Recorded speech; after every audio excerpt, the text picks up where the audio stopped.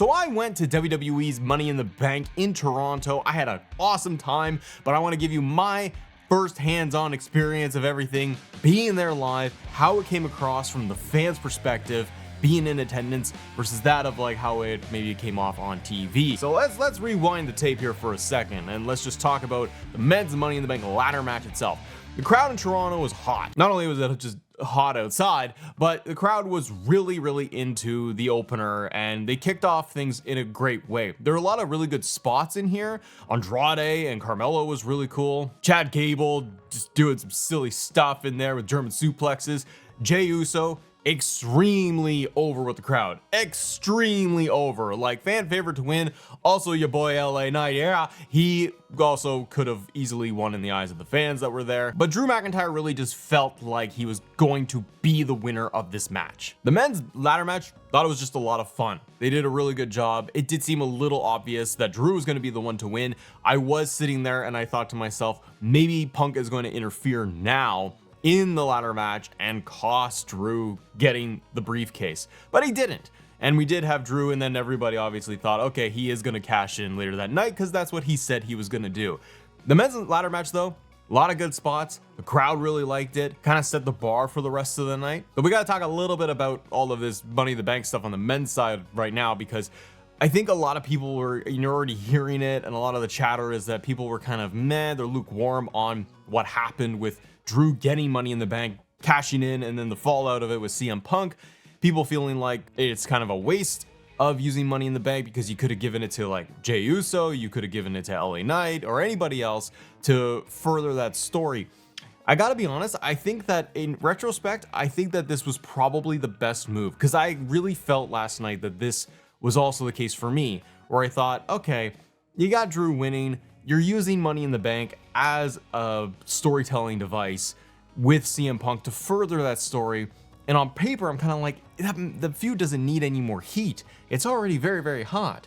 And you could have maybe had just Punk cost Drew getting the briefcase in the first place in the opener. And that's what I thought could have happened, and maybe it made a little bit more sense. But you know what? It created more heat with Seth, Punk, and Drew, and you're gonna be able to tell a lot more stories with the world title. Because the other thing is that if I thought about it, and I'm like, well, if Drew didn't win, anybody else you put it on, they're gonna have the briefcase for a very long time, and then what's gonna happen? Like if you put it on Chad, it doesn't really make too much sense. It really feels like Gunther is gonna get the belt at SummerSlam, and by the way, and no one's gonna cash in on Cody, like at all. LA Knight, love it if he would win, but feels at this point that he is much more locked in for the US title scene and doing the mid-card stuff. Jey Uso is somebody you could have put it on. Kind of feel like Jey needed it to be able to propel him into, like, he's main event Jey Uso, but he doesn't win a lot. But it would have been cool if he had the briefcase, got the Yeet case, he's got Yeet in the bank. They advertised it a ton. Crowd loves Jey Uso. The amount of Jey shirts, by the way, too, is off the chart. The biggest merch, at least in Toronto, it was Jey Uso and CM Punk shirts. That's what I saw predominantly all night long. But you could have given it to Jey Uso. Maybe it would have been interesting with him and the Bloodline and Cody and the world title. And you could have had Jey even cash in on Gunther, assuming Gunther does win. And then, you know, you got Jey to capitalize in on a cash in. So you could have done Jey. You really could have. I do understand everyone's feeling that you kind of wasted Money in the Bank by just cash in same night, failed cash in attempt, and it's just pushing Drew and Punk more. We've already been pushing that story, so I get it. But the men's ladder match totally was a lot of fun to kick it off. Okay, then we've got Braun Breaker versus Sami Zayn. Now, Sami got the big Canadian pop. It was good. Braun Breaker got new music, which was kind of interesting to hear because you're kind of like, what the hell is this? Sitting there live, this match was kind of cold. Like, I don't know how it came off on TV for you, but for me, sitting there watching it, it kind of, not a slog by any means. It was fine, but it felt like a Raw main event match. It didn't feel like a premium live event, you know, one of the 5 matches on the card kind of thing. It didn't get to the next level. Watching it live really felt like the crowd was a lot more quiet, and they pop for when, you know, there's big suplexes or Braun Breaker does his Hurricanrana where he just springboards to the top and flips Sami. They did some cool stuff. You know, I got Braun trying to pump the brakes and not get hit into the steel step, so he caught himself there. There were some spots in here that really worked, But even just watching it, I'm like, what? Braun should have destroyed Sami Zayn by all accounts, because just the way they've been building the story. Braun Breaker is like a Brock Lesnar type, where he just comes in and he just dummies people. Like, he goes full tilt, full throttle. He's just pure adrenaline, and he's intense. And he lost by one haluva kick. Like, he messed up a little bit, got the haluva kick, and then it was over. And I was like, oh, he should have kicked out of that thing. The match kind of felt like it was just kind of average. And I think you needed to do something different here. If you were going to still have Sami retain, I think it would have done better if it just broke down into like a DQ. Have Sami get put through a table. Have Sami just get destroyed and annihilated by Braun Breaker, but Sami retains the belt. Something that would have made Braun stand out more, because this really didn't do it. Even post-match, even if you told the story of Braun, you know, just doing a little misstep and he got caught in the haluva kick, 1, 2, 3, and Braun's got to get his win back. They did like a shot of Braun sitting there frustrated, fuming, you know, ringside, sitting by himself. I think you should have had Braun slide in after and just spear him, do his giant running spear thing that he does, and destroy Sami after the celebration. Then you get a lot more heat back on Braun. Now my question mark is, what are you going to do with Braun Breaker? Because he lost clean for the IC title shot. Now the world title match, Seth Rollins, Damian Priest, Drew McIntyre, CM Punk, all of it. Okay, the crowd really liked this. Priest's entrance is really cool. Crowd loves Seth Rollins. Love that they did this match and they started off where it was like kicked into gear. They didn't waste any time. The match was going at a good pace, and I think you needed that, because after the Braun match, things started to slow down a little bit with the crowd. I think you needed to pick them back up a little bit more. When you had Seth versus Damian Priest, again, they did kind of all of their main spots, but the feeling was, at least sitting there in my eyes, you're waiting for Drew McIntyre to come out. Now, you did have cool spots in there too, where like you could see Damian Priest is looking to the entrance, looking to see if Drew McIntyre is coming out, also to see if Judgment Day was going to get involved.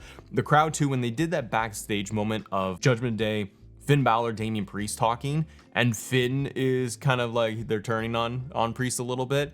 The crowd there in Toronto was like just oohing over this thing. So you can tell that like they're going to turn and are turning Priest face. You're going to have the dismantling and destruction of the Judgment Day, and the fans are really into it. Fans love this match. It got across really well. Then Drew McIntyre comes out, cashes in, makes it a 3-way, which I know for the story of what you're trying to do, you're trying to do the 3-way. So we get to the finish. This is the part where the live crowd were sitting there and was very confused. Falcon Arrow, reverse, then went into the finish, and Seth gets the pin, and it was 1, 2, 3. Damian Priest didn't kick out. Didn't kick out at all. I know that that's what they captured on TV too. Priest didn't kick out of this thing. It does seem like it was the timing for Drew and the music to hit with how everyone's kind of looking to the stage. It didn't time right, but it was still a weird finish to do anyways. If it was 1, 2 and then the music was supposed to hit, why wouldn't Priest just kick out anyways? It wasn't a pedigree, it wasn't a stomp like they did earlier, which was really cool. But they did this, it was just a weird sequence, and the crowd just kind of booed it. Like, they were just like, oh, you guys screwed up. Like, this didn't come across well. And they immediately pivoted beyond that. You had Drew come out, cash in, make it a 3-way. Crowd goes crazy because it's a cash-in attempt.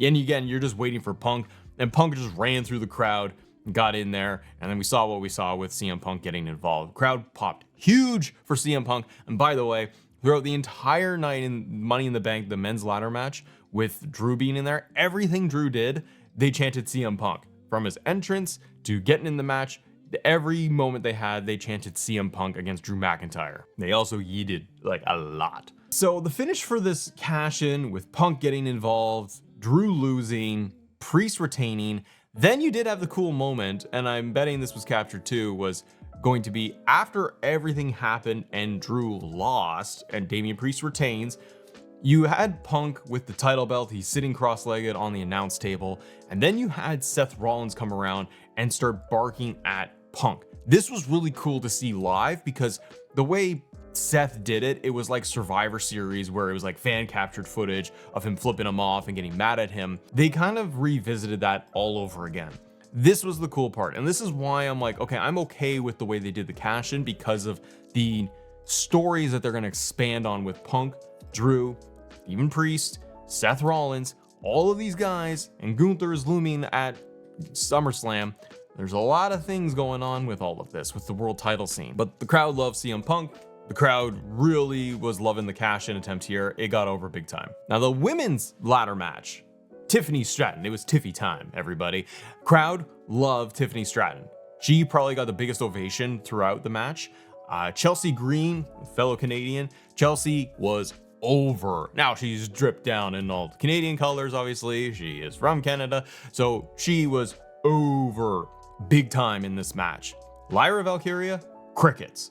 Zoe Starks, they oohed and awed when it was like the big moments. Zoe Starks theme music? That's one of my favorite theme songs right now, actually. That thing's badass. Io, Naomi, big pops for them in the match too. To me, it felt like you were gonna get either Naomi as a win because she can go off and fight Bayley, or you're gonna get Tiffany Stratton, or you were gonna go with Chelsea Green. This match I felt like had a couple of peaks and valleys to it, in good ways and in bad ways. So spots, there was some miscommunications and stuff in there early on. It felt like Lyra Valkyria was not hitting stuff. Some spots looked a little painful and sloppy, like people landing like half of their shoulder on a ladder or dumping on their head. They looked a little painful at some points. Chelsea Green to me was the absolute standout in this whole thing beginning to end because of what she was doing comedically, her timing, the way she was telling her story from the very beginning, where everyone falls, goes out of the ring, they roll out, and she's left in there, but she has the fear of heights and doesn't want to climb and get the ladder. So she starts batting the briefcase with the ladder, then gets taken out. That stuff was awesome. Then her and Tiffany Stratton setting up the tables together, working together, and ultimately Chelsea's the one who goes through the table that she had set up originally. Beyond that, there were great moments, even Chelsea getting some good high spots. And the thing though that Chelsea did well too was that when it was time, she showed that urgency of like, I gotta go and climb the ladder. When she even did that, I went with Mrs. Assemble. She was with me. She does not watch WWE. So this was her first WWE event ever, and it got to be Money in the Bank. And she was having fun throughout the whole night. But when Chelsea was scrambling to get the ladder, that's when she got into it and was like, oh my god, she's gonna win it, she's gonna win it. So right there, you got somebody that was like just a non-fan and was just kind of there watching to get invested into the match. And it really felt like that could have been the moment. Cut it off and all that, and obviously Tiffany Stratton wins, which is good because you're probably going to set up Nia Jax, Bayley, Tiffany Stratton with cash in, maybe at SummerSlam, or they can save it for a longer period. This match though, like I said, it had peaks and valleys because the women, they had crazy spots. Like even Lyra and Io Sky spot with the reverse like suplex on the middle of the rung of the ladder was really cool. Spots where everyone was just bouncing off the teetering ladders was awesome. Naomi did the split-legged between the two ladders and then pull out the moves. Like they had some great spots, and then the table spot was awesome as well. I think it'll be interesting that Tiffany won. Chelsea was the fan favorite. Everyone wanted Chelsea to win. Fun fact, I saw Matt Cardona outside of the arena as well. He was all suited up and he's ready to go in. I said, hi, Matt. Yeah, it was fun. And then you got to your main event of the night. We had the Bloodline versus Team Cody. Cody Rhodes, Kevin Owens, Randy Orton, supremely over with the crowd. Solo Sikoa, very much booed. Everyone chanting F you Solo the whole time. Every moment Solo was in the ring, the crowd chanted and booed at him. So he got a lot of heel heat. It was really good. Jacob Fatu, crazy over. People love Jacob Fatu. Jacob Fatu is scary. I can't wait to see what they do with him in like giving him a proper one-on-one match against Kevin Owens or Randy Orton. The spot where they do the draping DDT, Randy Orton hits it on Jacob Fatu and he pops right back up. Everyone just like, ooh, they couldn't believe it. Like there was great spots with Jacob Fatu. Randy Orton's entrance, everyone sang along. Cody as well. Kevin Owens got crazy reactions. I loved at the very beginning, before the match started, when Kevin Owens came out, he just stared at the Bloodline the entire time. The problem I had with this match is that it was a Bloodline match. Now this is good and bad because the problem with a Bloodline match, and they kind of followed the standard template, it's that the moments to moments in the match don't really matter because you're building to a ref bump. You're building to the kind of the finish of it. This match had that. Now again, Jacob Fatu had great spots. Kevin Owens though the idea was Kevin Owens fighting and clawing and trying to get the hot tag and get out of that for a lot of the match. I felt that part really went on too long. The part of just the Bloodline, I know they're trying to get heat on the Bloodline and trying to keep cutting off the babyface. It just felt like it went off in a little too long, where Owens is just in there, they're beating him down, and they keep doing tags and beating him down. It just went on really long. Once we got to the ref bump, that's obviously when the match really felt like it started to happen. Then you had a big breakdown. What I wish we saw with this match, this 3-on-3, and maybe they'll do it at, SummerSlam, or that's going to be the one-on-one between Cody and Solo Sikoa. I wish the match was much more of just an Extreme Rules, everyone fights everywhere, and not so much the traditional 3-on-3 tag. I think this match could have used a lot more of just, hey, it's no DQ, and the 6 men get in the ring and they just start brawling, and eventually maybe it turns into a regular tag match. Because they were locked into doing a tag match, they did a lot more of the cutoffs, and it felt very slow throughout the majority until we got the ref bump, and then the finish happened. RKOs everywhere. It was a lot of fun. Cody hitting crossroads, but it ended ultimately with Solo Sikoa spiking Cody Rhodes and Cody eating a pin, which is pretty cool. Like, that's a big deal. So you had the Bloodline win, which I felt they really needed to win in this case to give them a lot more momentum and to set up what seems to be Cody versus Solo at SummerSlam one-on-one, and then you can keep the remaining Bloodline going after Kevin Owens, Randy Orton. Randy versus Jacob Fatu one-on-one, I'd love to see that at SummerSlam. I'd also like to see just Randy go after Cody for the title, because it still feels like Randy eyes that title, and at any moment he's going to turn. But the Bloodline match, it was great finish. It was what needed to happen. Just the whole beginning to the middle felt a little slow. Now I want to talk about the other big highlight. One of the biggest highlights and biggest surprises was going to be John Cena making the surprise appearance at Money in the Bank. Trish Stratus comes out, says she's had a tag team partner before. I half thought it was going to be Triple H. I did. Because she was like, oh, I tag teamed with this man. And I was like, yeah, let's bring out the COO, bring out Triple H. They tag together on Raw. No, we got John Cena, though, showing up in Toronto. That was massive. It was a complete shock to the crowd. And then we got the big speech from John Cena talking about basically his retirement tour. Crowd was pretty shocked sitting there that Cena announced retirement. Slightly confused. I saw this online after, like, he clarified in the press conference what this actually means, because in the ring, he made it sound like he's doing Rumble, Chamber, Mania, and that's it. That's what it sounded like when you watched him speak in the ring. But he clarified in the press conference that 2025 is the final one. So he's going to go from like the beginning. He's going to do Mania 41, and then they're going to keep him around for the rest of the year, and then he's going to finish off the year. And I think because they're doing Netflix, they're going to want to do a lot of cool stuff, especially that first Raw on Netflix. They're going to want to build that thing to be massive. Like, I'm talking John Cena, Punk, Cody, Randy, The Rock, Roman. Like, they got to chuck everything in the first episode or couple episodes of Raw on Netflix. They need to pump that thing up. John Cena on Netflix, that's going to be a big deal. And the final WrestleMania for him, I don't know what he would do. Part of me wants Punk versus Cena. Part of me wants Randy Orton versus Cena for the title. That's what I want to see, honestly. But I thought the John Cena moment, crazy surprise. Crowd did not expect that. They went crazy electric for it, and it was a really cool moment. What did you think of Money in the Bank, whether you watched it live on TV or you were in the arena? I had a great time ultimately, and it was a good show overall. Now, we mentioned John Cena and Netflix and that whole deal. If you guys want, click this video right here, because it's talking more in depth about Netflix and the Raw deal in WWE and how it can kind of change wrestling in a big way forever. Have a great day. See ya.